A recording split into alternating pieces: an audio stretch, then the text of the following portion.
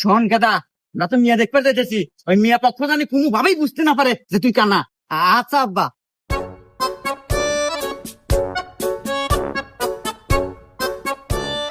তো বাবা যে আসতে কোনো সমস্যা নাই তো? না, আমার কোনো সমস্যা হয় নাই। আচ্ছা যাই হোক, এখন কো আমাদের মেয়ে পছন্দ হলো নাকি? বিয়াই সাহেব, আমাদের পক্ষে তো কোনো সমস্যা নাই, মিয়া আমাদের খুব পছন্দ হয়েছে। আলহামদুলিল্লাহ, বিয়ে যাওয়া তো পাকাপুক্তি হইলো, তাহলে এই সুবাদে মিষ্টি মুখ করা যায়। বাবাজি, তাহলে তোমার হাত দিয়ে সবাক মিষ্টি মুখটা করাই দাও। এ গাদা, তোর হসুর কল তোর সামনেই মিষ্টি না খাড়া আছে, আর মিষ্টি কিন্তু দড়িটা বান্ধা আছে, ওটা খুলে নিস।